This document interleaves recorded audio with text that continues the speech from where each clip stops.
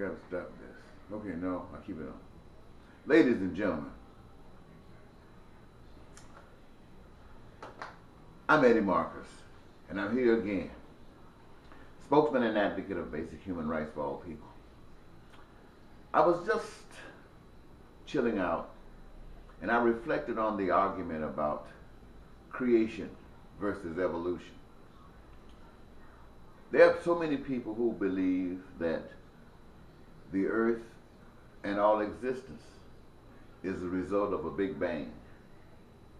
And from that bang, something happened. The essence or the source of all existence. And out of that, somebody open the refrigerator. And out of that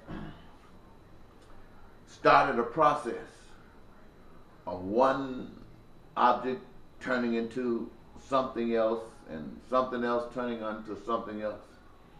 Basically and continuously evolving to what we have today.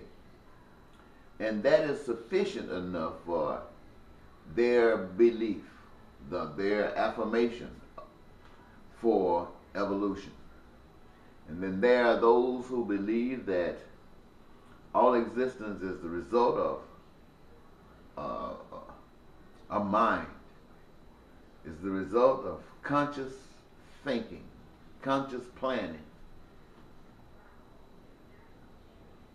intelligence, as it were, and that all existence exists because of this intelligence and does exactly what it does. And I'm sitting there thinking about evolution.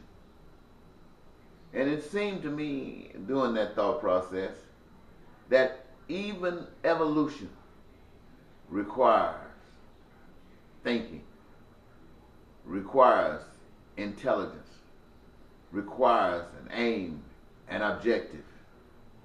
For to say that you shall reap what you sow indicates that the evidence is already available.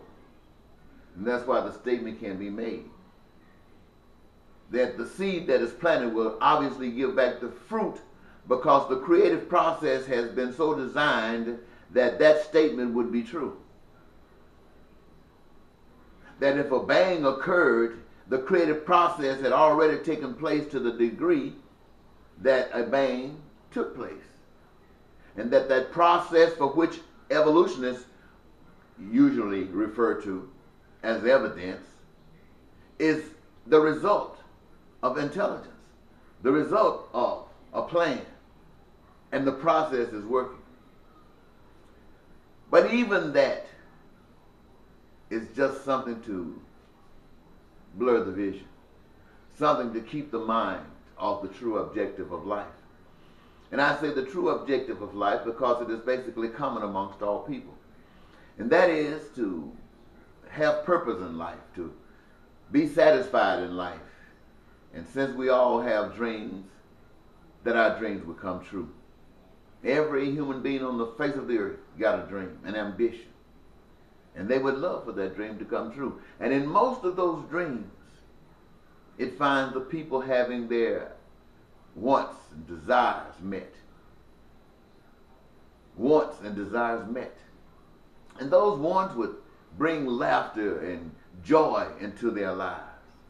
It would reflect their living arrangements, whether they were housed in tents or mansions, is irrelevant to the degree that it is what they desire. And all of the means necessary to live, food, clothing, shelter, and education if it is needed. Whatever form of education it is needed to bring a person to the realization of being the best that they can possibly be themselves. Education. And they require this, and they would want this, every last one of us. And if we got sick, we don't want to get sick, but if we did, well, we want something to, first of all, prevent us from getting sick. And if we actually got sick anyway, we would want some kind of treatment that would cure us. and refrain this disease from coming back. We would want this, every last one of us. And so we would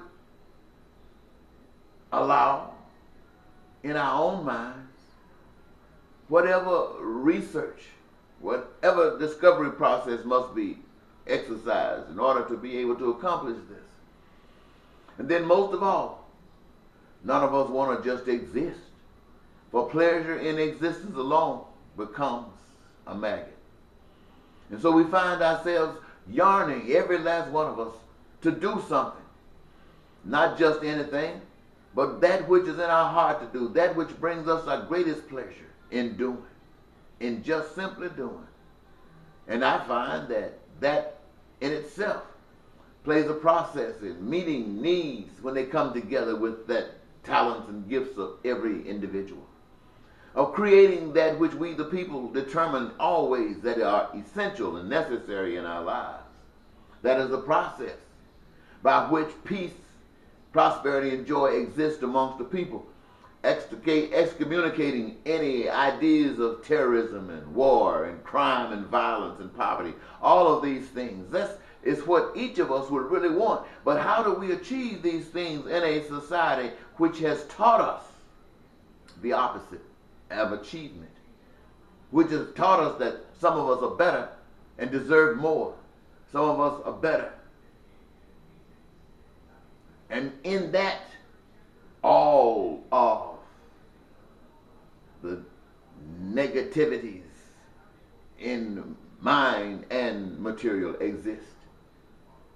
And so I say to you today, ladies and gentlemen, that we can try all kinds of means and ways to achieve this, and we will only find ourselves furthering down a road of destruction. But there is a way, and that way is to believe in ourselves, that we are a part of something bigger than ourselves, and that we have a role to play, and that which we want must be the design of that power that is bigger than we, that unseen power that put everything here, made it so we didn't have to bring anything into the world but ourselves, and that when we have done what we do here, that we leave here and take nothing away. So the process has already been set, ladies and gentlemen. And so I say to you, recognize and do something. Recognize and do something. Change our economic system. And I'll leave it there. Until next time. Bye-bye.